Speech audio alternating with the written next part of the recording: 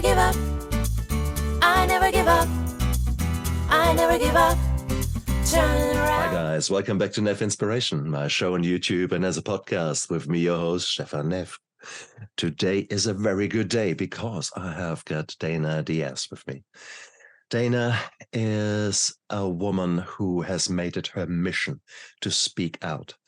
And her topic is narcissistic abuse. She has written a book about it, and she is now a woman on a mission. And I'm so excited to have her here because there's so many things that we want to tease apart on that subject. Dana, welcome to my show. Well, thank you for having me. It's an absolute honor. Dana, it is nowadays, it is so difficult because we are living in a society that is a bit of a cancel culture. Everyone is offended. Everyone is living with narcissists. Everyone is being bullied. Certain words have become such commonly thrown around that you actually think, bloody hell, narcissists, there must be 100 in 100. Everyone must be a narcissist. What do you think is a narcissist? How do you define a narcissist? It's a very complex psychology. People spend decades studying this, but I assure you to start with that only 0.5% of the entire world population supposedly has narcissistic qualities that might be harmful to other people. And 0.5% is very small, so we'll go with that.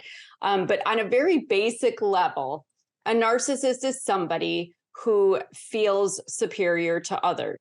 They feel they are entitled to more than the average person. They feel maybe that they are entitled to have more than the average person. They just have to feel superior, but to the point where they seek to be exalted and admired and praised for being who they are and having what they have. However, they go about it in different ways. And what I always try to explain to people, because yes, the word is thrown around so loosely. If somebody exhibits a healthy self-esteem or says something really great about themselves or takes a selfie of their six-pack abs that they worked really hard to get, that doesn't mean they're a narcissist. Can they be? Sure. But that doesn't mean they're a narcissist. Some people just have a really healthy self-esteem, and kudos to their parents for giving them that confidence and that courage to go into life like that. We should all be so lucky. However, what I am trying to bring light to is what we call malignant narcissists. So the best way that I have found to explain it is like tumors. You can have a benign tumor or a malignant tumor. The benign tumor is there, but it's not going to bother you. You can remove it, keep it, whatever. It's just there. The malignant tumor, however, is going to cause you problems.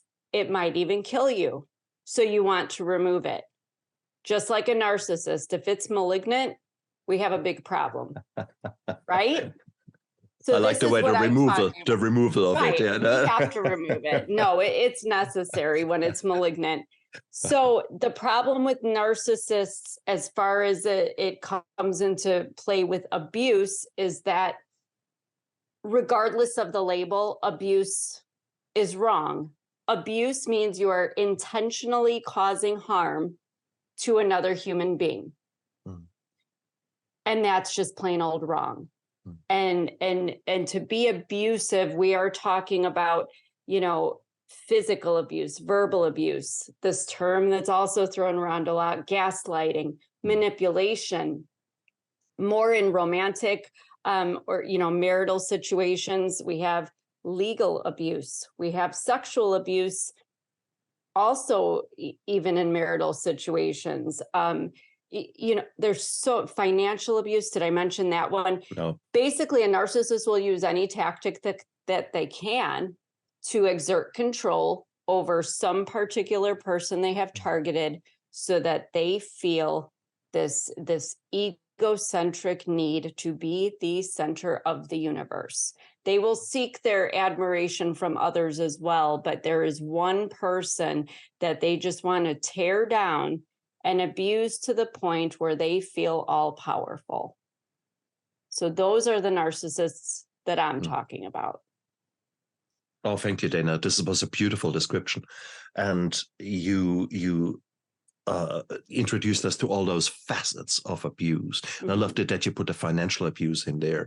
Otherwise, I would have thrown that in, because it is so there are so many facets to a life.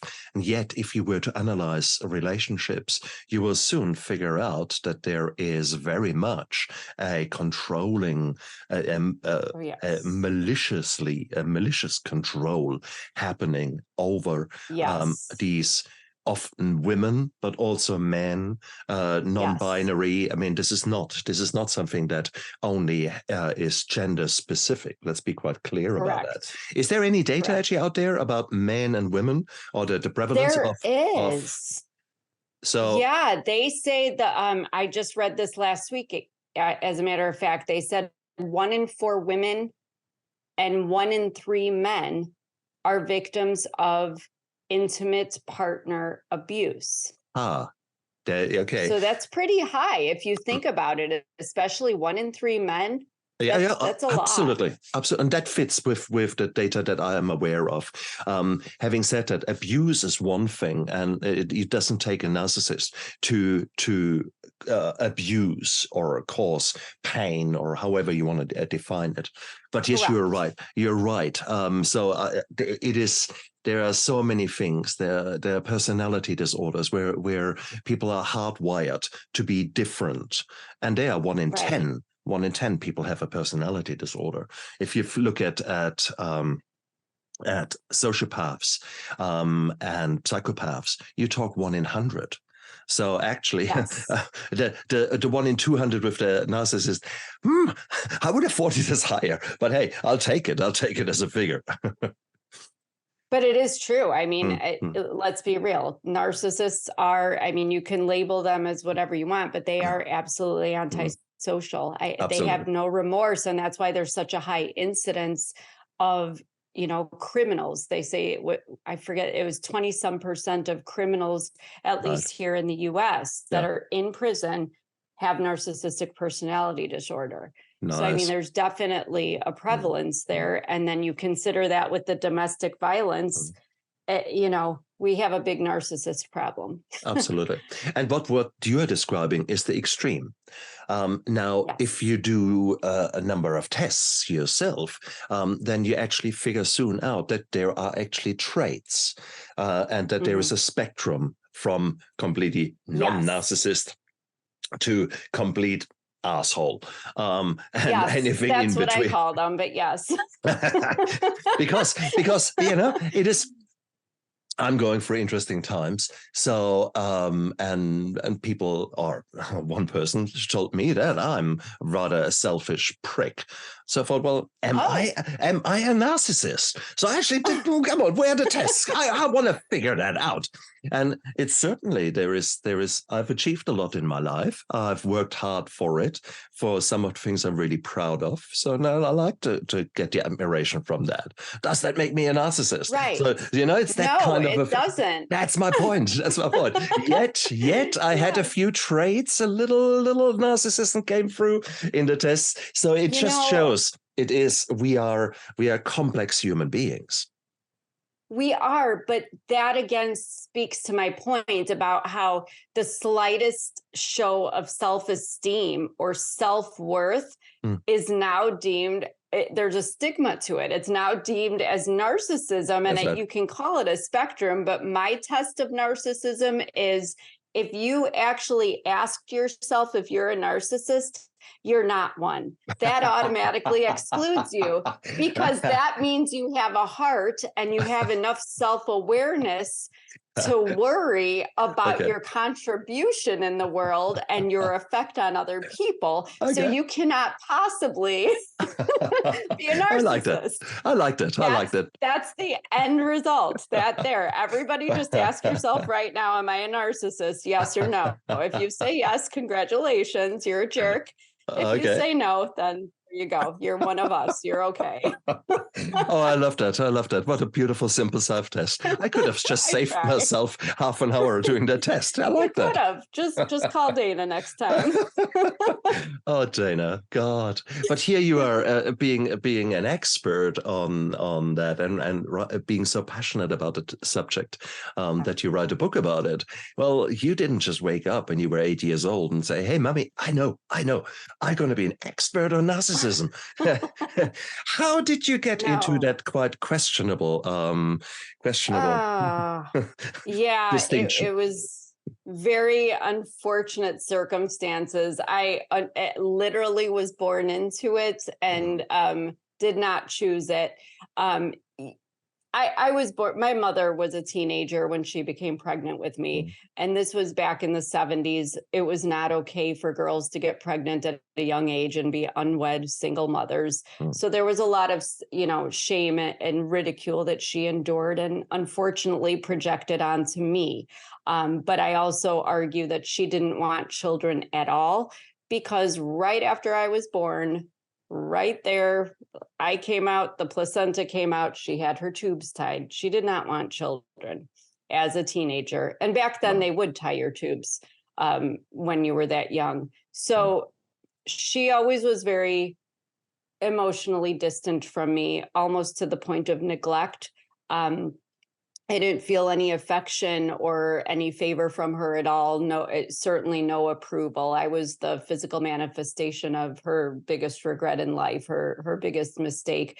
And then she got married to a much older man who, even the premise of their being together was based on a lie, because he had been married and did not tell her he was married. And then, he ended up divorcing his wife, taking his house from the wife he was married to, marrying my mother and moving us in.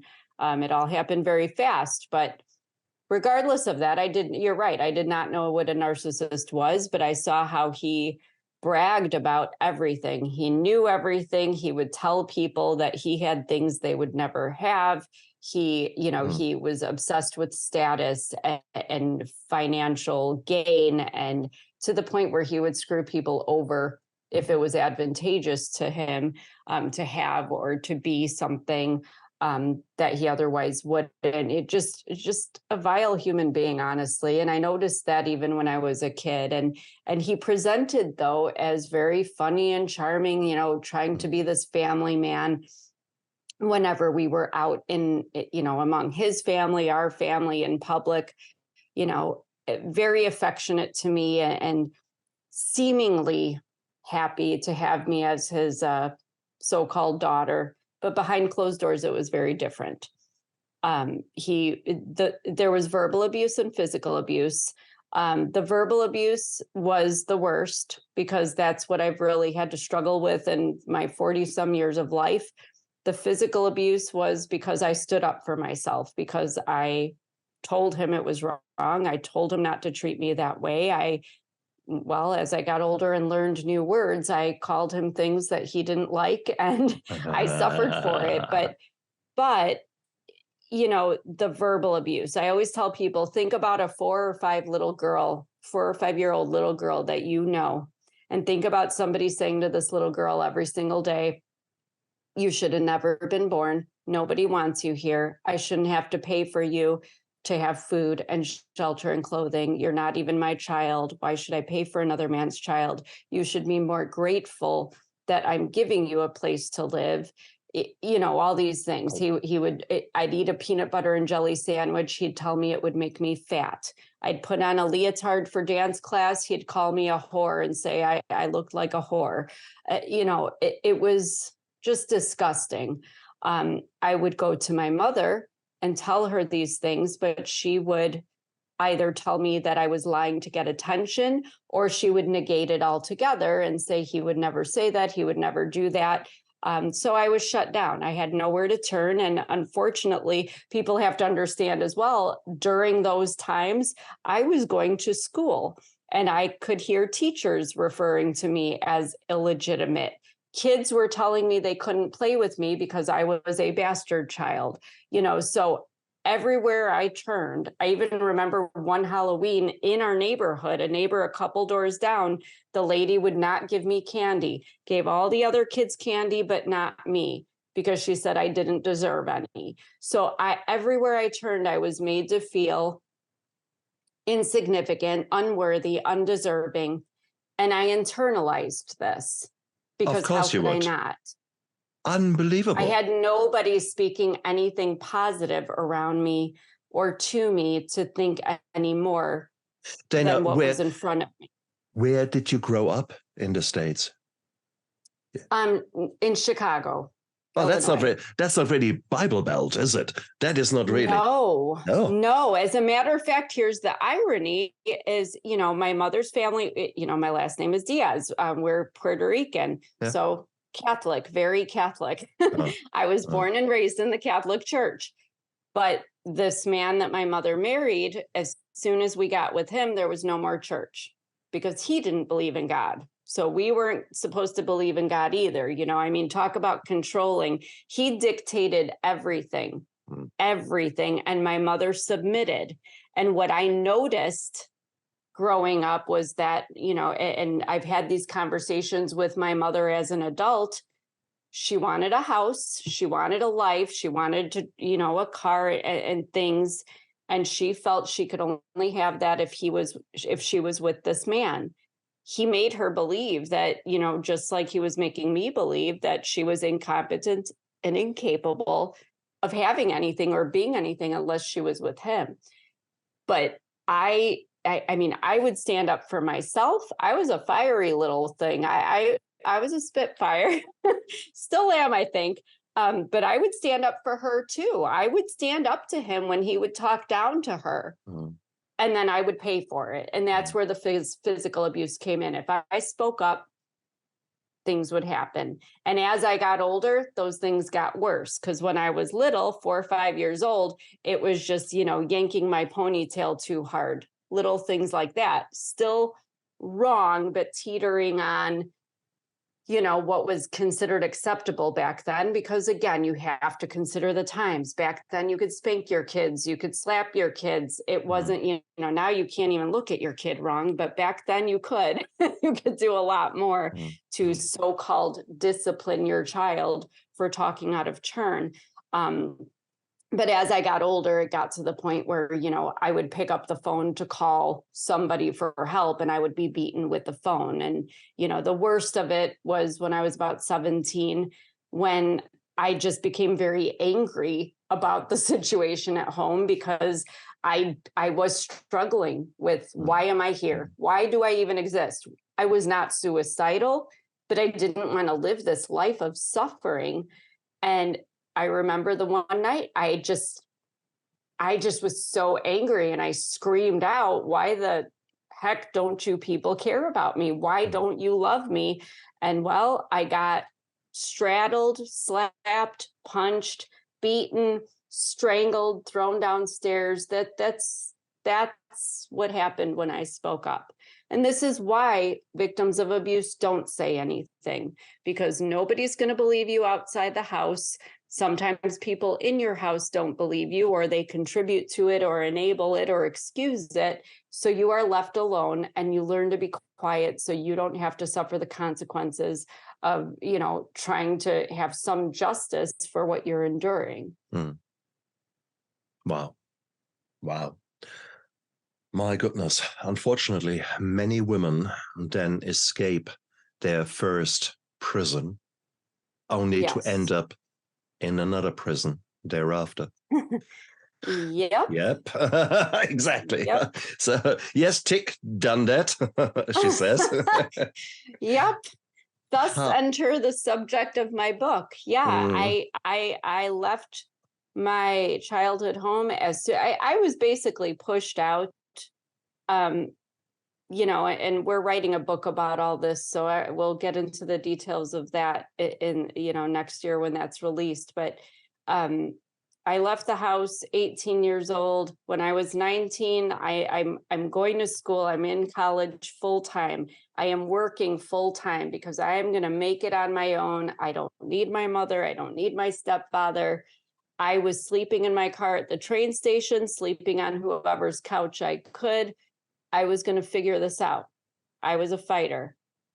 Well, one day this young man walks into the office, the real estate office I worked at. He was a jerk. He was aloof. He was arrogant.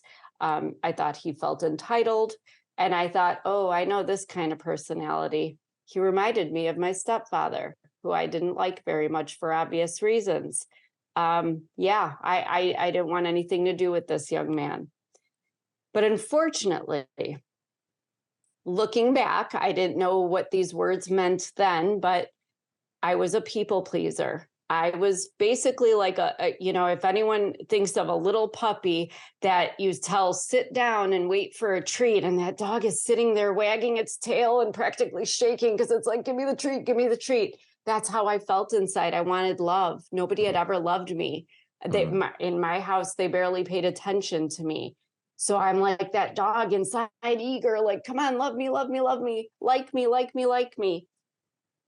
And the fact that he didn't pay much mind to me, and that he was so, just indifferent to me, it made me more eager. I was a people pleaser. Big surprise. Oh, God.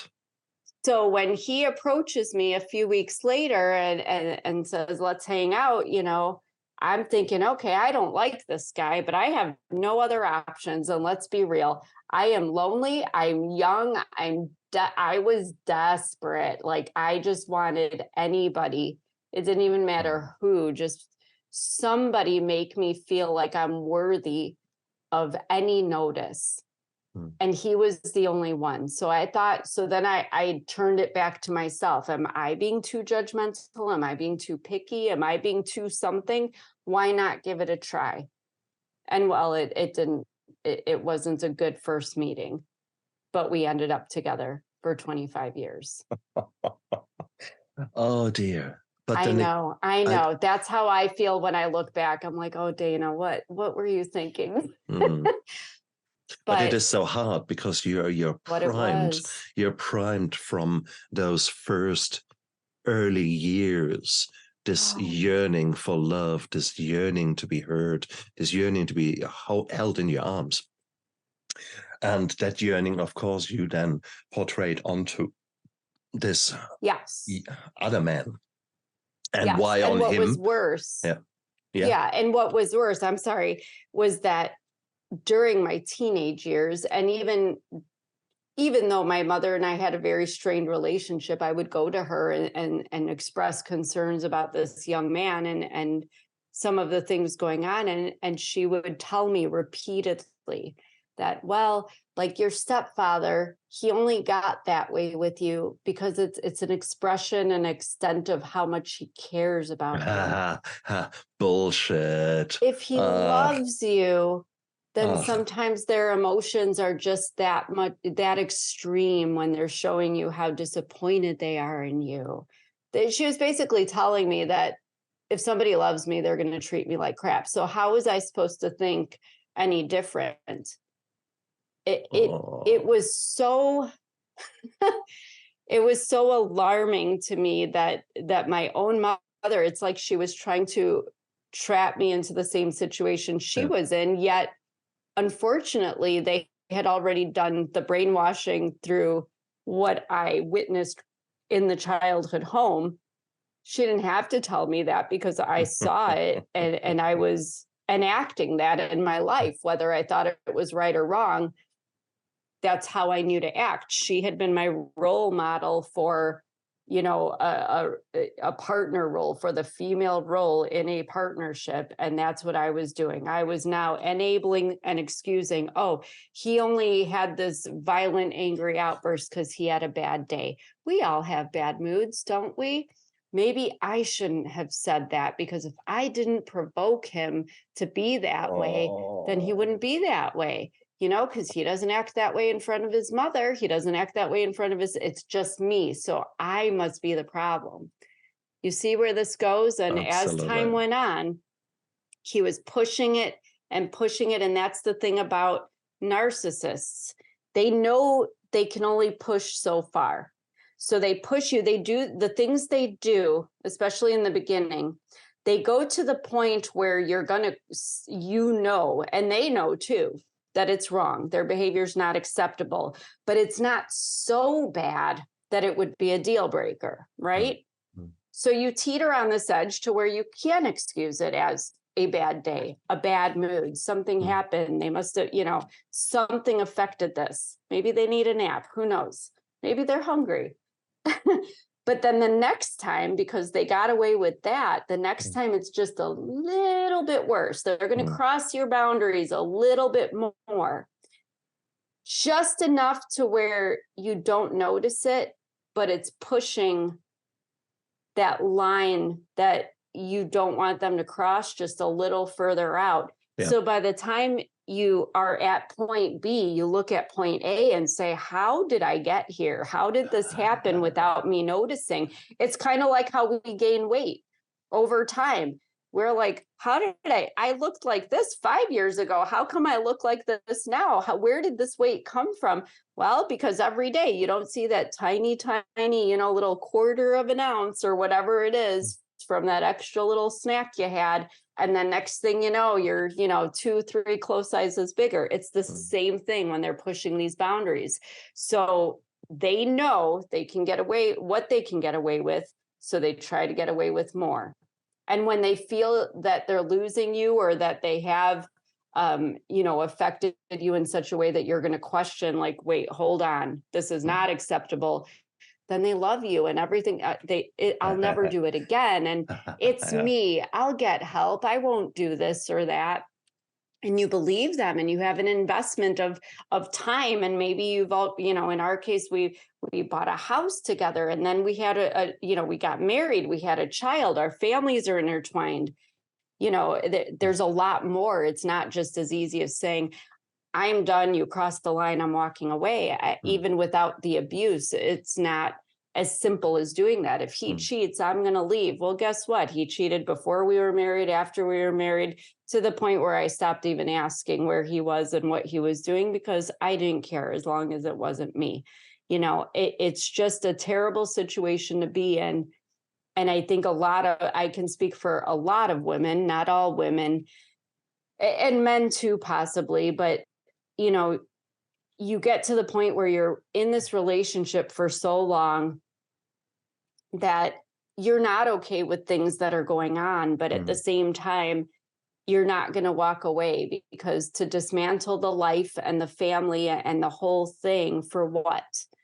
You hope things will be different. You try to do things to get a different outcome, and whether they change or not, you at least you think you're trying. And then the other part of the abuse is that they do make you feel trapped. I lived most of my life with my ex, just like in my childhood home, in fear. He would keep a knife next to him when he watched TV, and he never pulled it on me. He never threatened me with it, so to speak, but it was there to keep me in line. It was like a shot collar on a dog. To keep you in line, or was there a history of PTSD? Was he worried about other? No. Okay. No, it was there. He knew I didn't like knives, and it was a scary looking knife. And he did this in the same way with his gun. There was a situation where he came home from work once. He installed Ring doorbells and cameras so he could monitor everybody's comings and goings. And I came home early once. This was right about when he could feel that I was filing for divorce. I had not yet, but I was going to. He must have seen on the Ring doorbell that I came home, because he tore into the driveway not even 10 minutes later. Didn't say a word to me when he walked in, but boy, the look on his face looked like he was going to kill somebody. walked up the stairs, came back down with his handgun in his hand, walked out, drove out of the driveway. Nothing happened, but he wanted to make sure I knew that he had a gun to put fear in me. And everything came back to fear. That's where like the legal abuse and financial abuse come in. Legal abuse is constantly, he would tell me that he was going to get a lawyer. He could afford any lawyer he wanted, and he's going to make sure to take my son away, and I'd never see my son again. Did I really think he could do that? No, but I wasn't sure what he would do.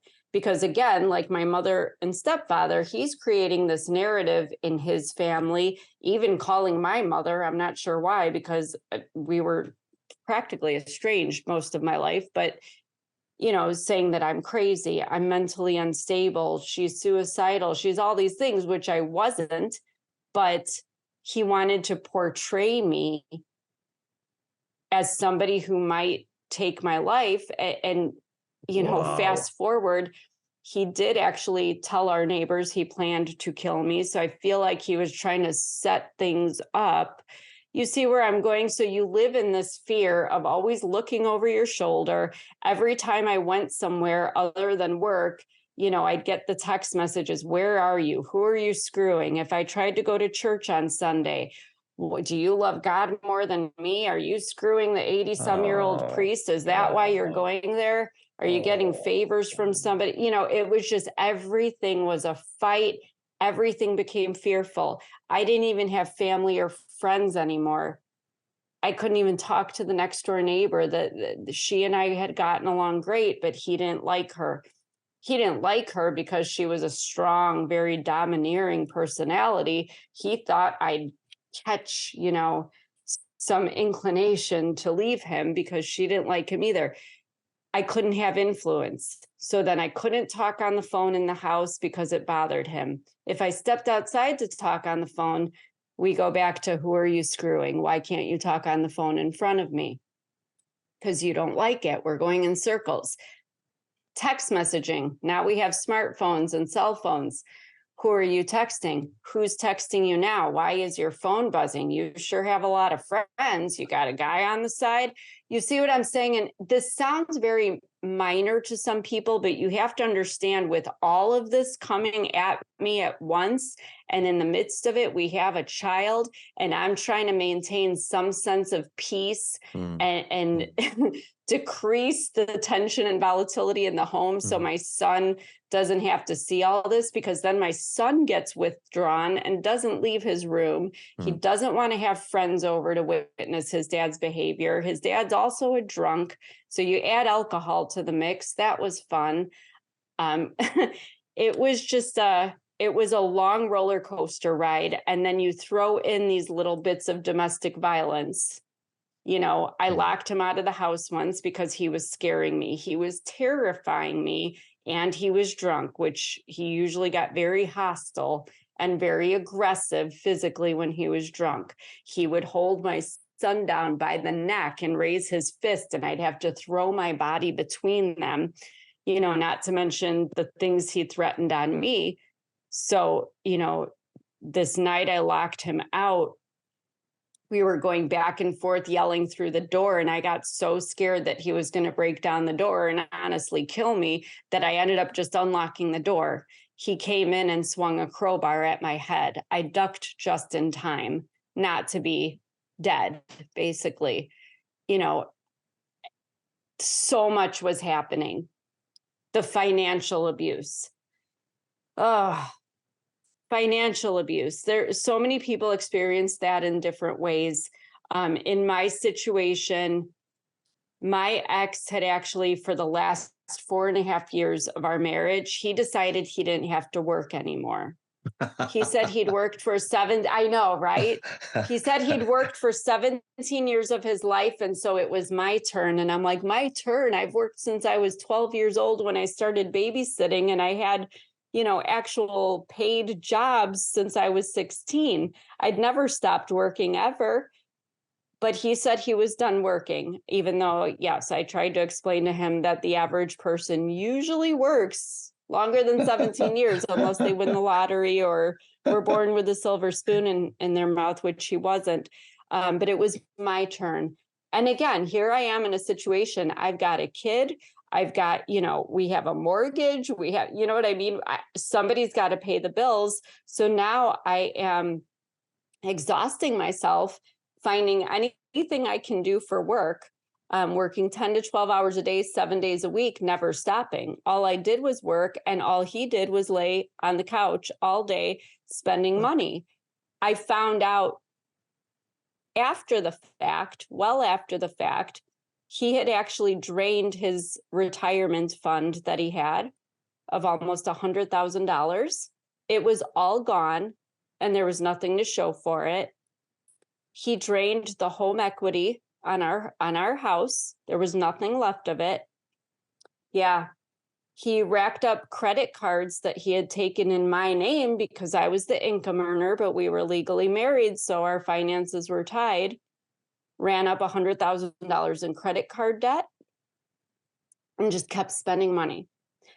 Because laying on the couch, he felt like if he wanted to buy a chainsaw, he was going to buy a chainsaw. Did he need one? No, he had one, but he wanted a new one. He wanted a new four-wheeler. He wanted a new, part for his truck. He wanted new wheels for his vehicle that wasn't even running. He wanted a new Mustang. He wanted. Well, who the hell doesn't? But I had to keep working and keep arguing with him while I was trying to work and pay the bills, because I didn't feel it was right to file bankruptcy for, him intentionally spending all this money that he knew we didn't have. He got mad even when our son needed braces, because he didn't think that the money should be spent to get our son braces, because, he wanted a motorcycle. He wanted this, he wanted that. Yeah. Misplaced priorities is an understatement. He was just a selfish piece of crap. So here I am busting my butt. Some people, I've heard other people experience financial abuse in so many different ways. A lot of people, narcissists like to have the power to have their partner bring them receipts for every little thing and make them return items that they don't feel that are needed, just to humiliate their partner. In my case, I was just forced to overwork. Some people are told not to work, stay home and take care of the children. Either way, they want to prevent you from having any financial ability to leave. They don't want you to have financial freedom, or they want you to pay their way, like in my situation. But all this exhaustion I was feeling with everything going on, it had led me to become so, I thought I was just fatigued physically. I mean, emotionally, obviously, but by the end of 2018, I was so ill. I had dropped down to 93 pounds. I mean, I was skeletal. I was having neurological problems, cardiovascular, digestive, muscular. I was suffering a couple dozen symptoms every day. I just was having a really hard time functioning at all. Wow. So I went through about a year of testing. He was very upset about that, because now I was spending money on medical bills that he didn't feel were necessary. It turns out by the end of 2019, Mayo Clinic here in the States discovered that my cortisol levels were so high. Cortisol is a stress hormone.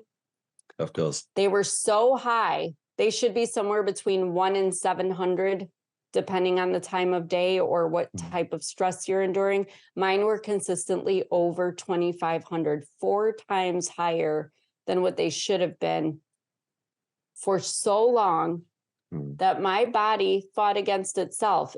My body thought it had to eradicate some cancer or virus, that it actually killed so many of my white blood cells that I became autoimmune, and I developed a lung syndrome. The lung syndrome, the doctor said, is like having COPD and fibromyalgia all at the same time, which is why I was having all these random, seemingly unrelated symptoms, but it was all because of, We can call it chronic stress, abuse, whatever.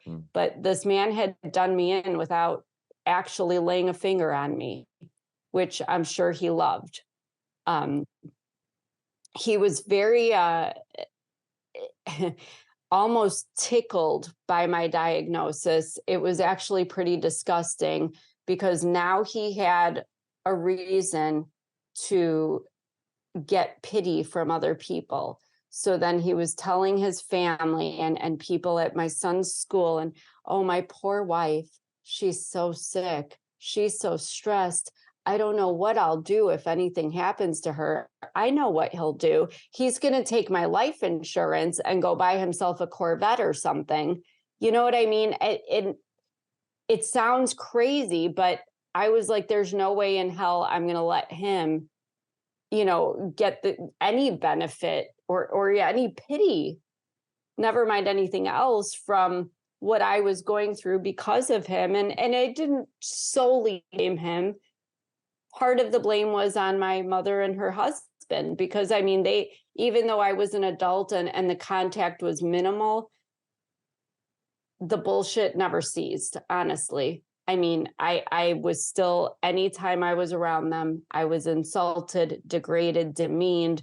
My mother would pretend that she didn't hear anything, even though she was sitting right there and could hear it clearly, so it was just, it was like I was the ringmaster of some ridiculous circus, and it had to stop. But at one point there at the end of 2019, the doctor did say, he said, your body is actually shutting down. Everything in your body, all of your organs have basically depleted function. They're just barely alive. They're barely at minimal survival rates. And he said, if you don't change your life circumstances, whatever it is causing you stress, and that was too much to bear. I don't think that anyone wants to be told at 44 years old that this is it.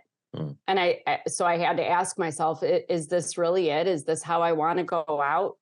I lived my life. Everybody treated me like crap. I tried really hard to be a good mother, but that's it. I'm just going to be dead one day and life goes on. And, that's not how I thought it would be. It's not how I wanted it to be. But I think that's when I actually realized, like, oh, there's this thing inside me called self-respect that maybe if I don't want to die and I don't want to be married to this man, that I actually have a choice. I could actually choose to change these circumstances. And maybe, just maybe, what if, wild idea, I lived the rest of my life how I wanted to. Wow. Wow. It sounds silly, but when you've been a victim of abuse, your life is dictated to you. I had been told for 40 some years what to say, what to wear, how to be, where to go, how to act, how my hair should be, iron this, do that, make this for dinner. Don't listen to that music. Don't read that. But everything in my life, everything was dictated. It's like I lost myself. That's how I felt. I had to kind of start over at that point and just say, you know what? What if I made what I wanted for dinner? What if I wore that red lipstick that a friend of mine gave me to wear for Christmas because it was kind of festive, even though my ex said, I look like a whore, and I would argue I look like a Christmas whore. But hey, what if I wanted to wear that lipstick? What if I want to wear that dress that he doesn't like me wearing because he says I look like a hooker, which I didn't, by the way. It was a beautiful red dress. But, I had to start making decisions for me. And it felt very liberating, but certainly it didn't help our situation. I wanted out. I did talk to a lawyer, but unfortunately, I talked to a lawyer in February of 2020. And shortly after, I had some homework to do before I could file. We went into the COVID pandemic, shelter in place. So now I was stuck in a house with this man, couldn't file for divorce because courts were closed. And so I had to start really thinking, okay, I can be bold and make my firm assertions of this is what I want and this is who I am and all this, but I had to be careful because this man had threatened my life. So I started keeping a notebook. I moved to my basement. He made life difficult. He was taking light bulbs out of the light fixtures. He turned the water off to the toilet, just playing games basically, but I wasn't giving in. I kept a notebook, a record of everything that was happening, because if something happened to me, I wanted to make sure somebody would know where to turn to and who was the culprit. So fortunately, since I had time on my hands, I was able to start typing and elaborating on these stories and everything else that had transpired in our marriage.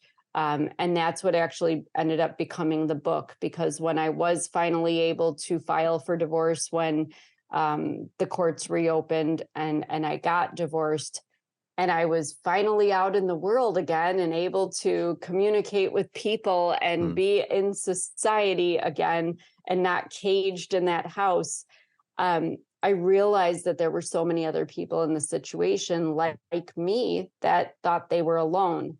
And I realized there were so many other people like me that suffered physically because of even just the mental abuse aspect of what we'd been through. And I felt it was so important to bring awareness to this. And I think there was always that passion inside of me from the time I was a little girl, because I never got justice. So I felt it was my responsibility to just speak out against this and let people know what it looks like. That yes, we showed up at T-ball games with cupcakes and hot dogs and smiling and laughing, but that's not what happened at home. Sure. And people need to understand that what you see is not always what is. Everything's a facade. And we really need to, be a little more sensitive to the fact that abuse exists. Whatever you want to label a person as or a situation as, it exists, and there needs to be justice. Because guess what? After my divorce, we had 2 situations at my house. One with a knife and one with a gun. And in neither case did the court do anything about it. The police were called. I went to court several times. I was denied an emergency order of protection. I was denied my appeal for an order of protection. The police would not arrest him the night that the gun was shot off outside my bedroom, because they said there were no grounds to arrest him, even though he was trespassing on my property. The property was in my name only. And he was drunk and barefoot, by the way. He didn't even have shoes on, but they would not arrest him. So there was no justice for me, even in the midst of, a situation where my life was actually in danger. So I think it's really important that these things change. But the only way for them to change is if people acknowledge them and understand them a little bit better. Because according to the police and to the courts, at least in our area, I had never filed a report against him. Therefore, I must just be some kind of vengeful ex-wife that was seeking to have him put away for, random reasons. And why didn't I go to the police sooner? Well, why would I? If I couldn't even speak up for myself without having consequences, how would I go to the authorities and have them involved? I'd have been lucky to have still been alive at that point. And that's what happens, unfortunately, in so many situations, is if people speak up, whether it's to somebody they know or to the authorities, they don't get another chance to report another incident. Exactly right. And that is a fear that so many couples live with. It's so hard to imagine that. And I'm not surprised to hear the impact on your physical health.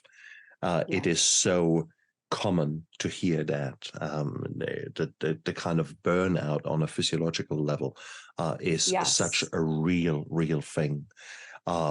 And I loved it how your physician was actually terming it the fibromyalgia, so to speak, the whole body pain, where your body is literally screaming out in pain, everything hurts. Yes. Well, no surprise if you have been under such circumstances, under such tremendous stress. At some stage, your body says enough is enough. And that is Right. exactly what you displayed. And often enough, then we doctors, when we don't look at a patient holistically, we are but rather trying to see, well, okay, which tablets can we give you? Then you Exactly. don't see that picture. You just see an autoimmune thyroiditis, that your thyroid is going haywire, Right. or those kind of things. Oh, let's treat the thyroid. Here is a nice tablet for that. Not looking actually what has caused it. What are the contributing factors?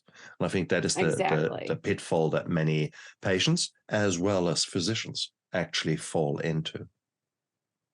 Agreed. My goodness. But you're But the beauty of it is, yeah, I mean, things have turned around. I always like to point out the last of the domestic violence actually happened 3 years ago, just a couple days ago, actually, October 17th of 2020.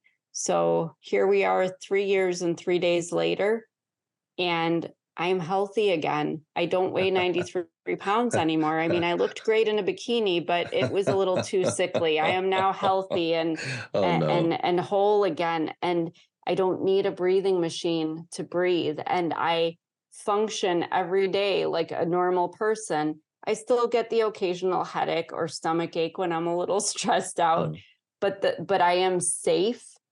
I am mentally in a better place because I am not living in constant fear. It has taken me all of about 2.5 years to get to where I can sleep all night. But I am now, it sounds silly to some people, but I'm finally sleeping again all night. I mean, I was so tired. My nervous system needed so much time to settle and for me to get to where I could just sleep for 5 or 6 hours, even if I was lucky enough to get past the 3-hour point, but I can sleep at night and I feel so much better. And, you know, even my skin looks better. I was gray and hollow and it just wasn't a way to live. And, you know, I can function, and I'm remarried to a longtime friend that, thank God, because I wouldn't have gone out dating after all of that. I couldn't have done that. But he was there for me. And even being remarried, just being with somebody that reciprocates the respect and the admiration and you know, there's a give and take, not just a take. This is probably what a healthy relationship is. And people are thinking that, yeah, that's normal. I never had that. And I have somebody, for the first time in my life, I have somebody who talks to me kindly, somebody who actually likes me and thinks I have value in this world. You know, and what I love about it most is that none of it has to do with my appearance. He sees me inside. My ex-husband, as awful as he was, the only nice thing he ever said to me ever in our 25 years, he would always, "Hey, beautiful, you're so beautiful, you're so beautiful." Guess what? Beauty fades. I could get in an accident and be completely, you know, altered. I'm going to get old and gray and wrinkly, and, you know, I might become overweight and have 20 cats. I don't know. But this man that I am married to now speaks to me. He speaks to my intelligence. He likes my ideas.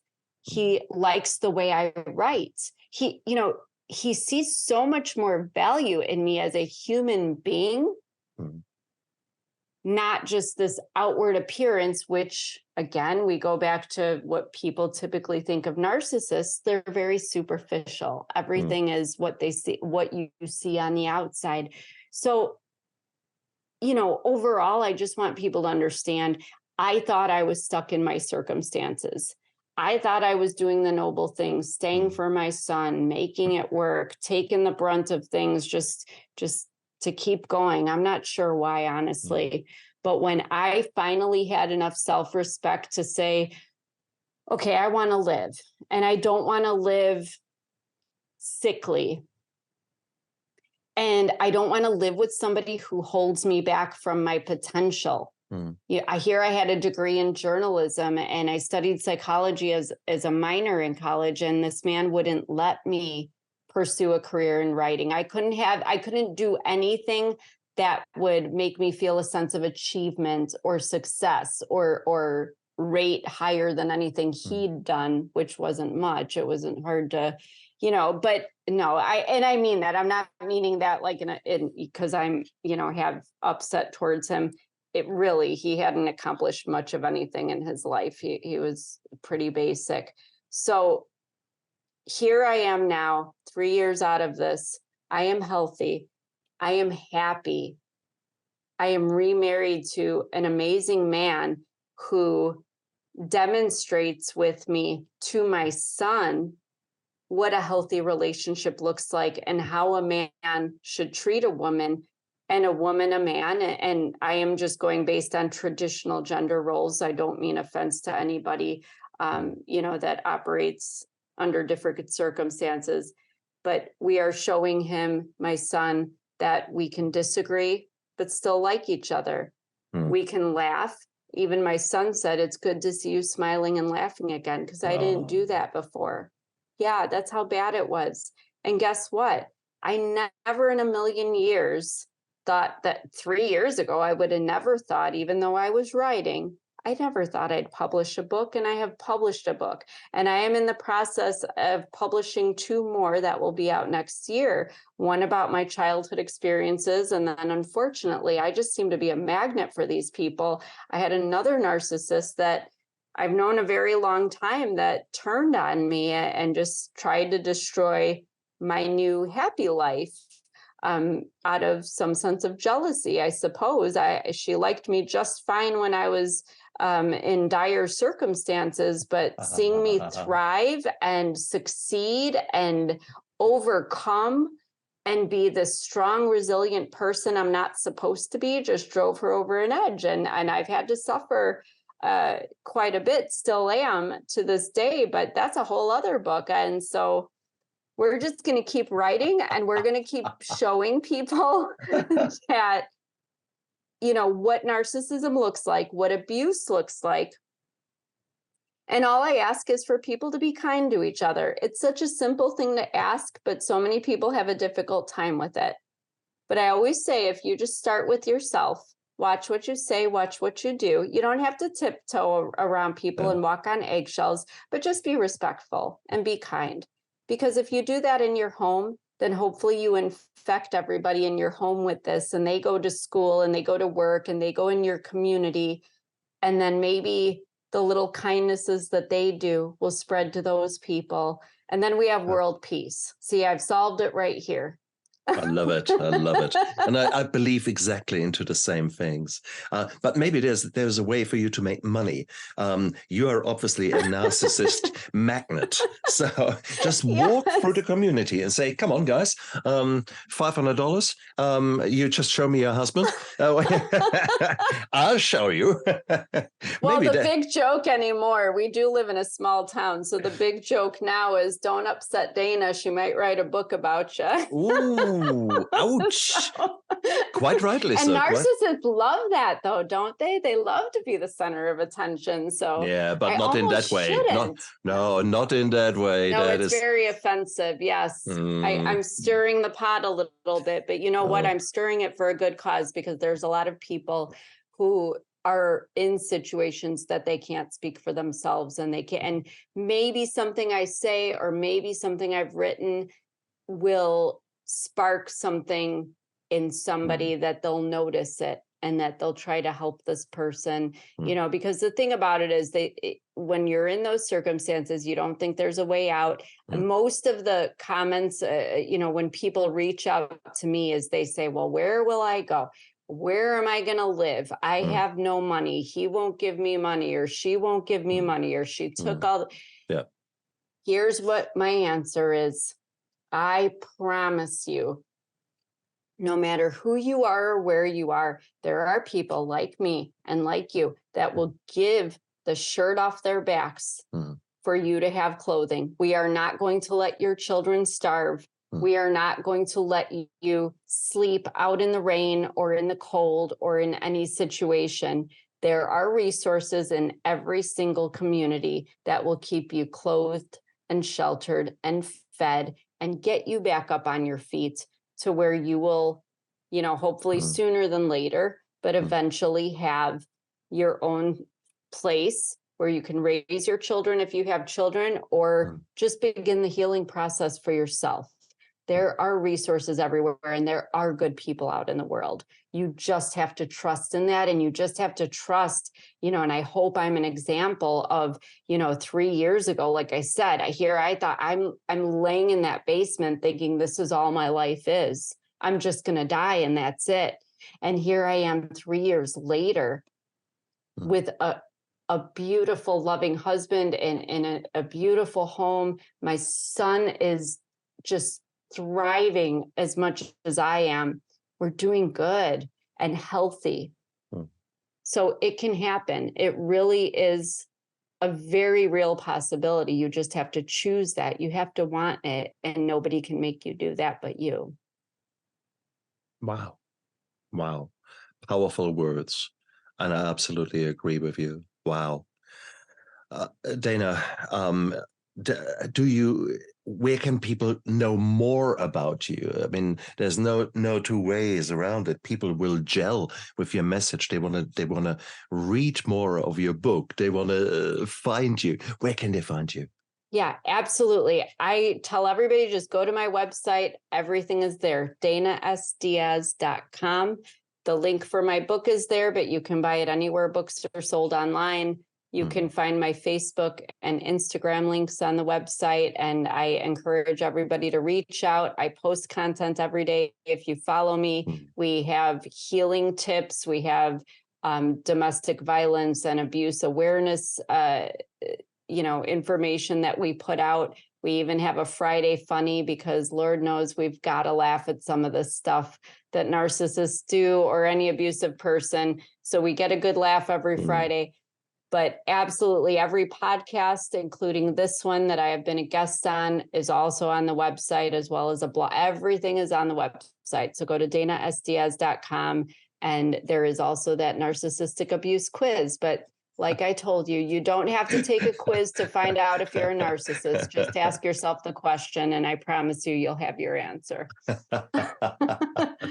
So, and you guys out there, go check her book out, Gasping for Air, Breaking the Stranglehold of Narcissistic Abuse. A beautiful book.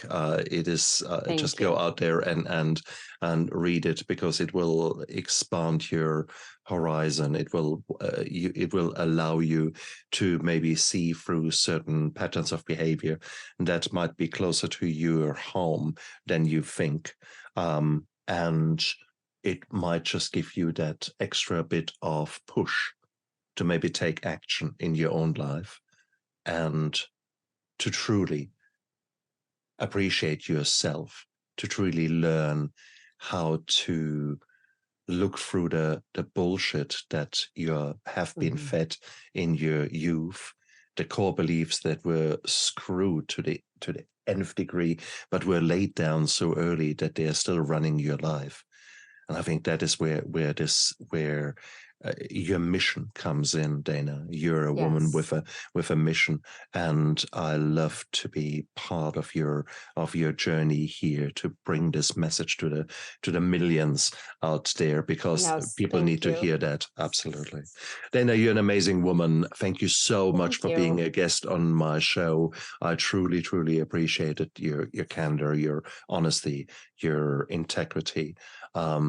Your humility to actually open yourself up, because there's a lot of shame and guilt often squeezed into you, made you believe that it's all your fault, and you're bucking that trend.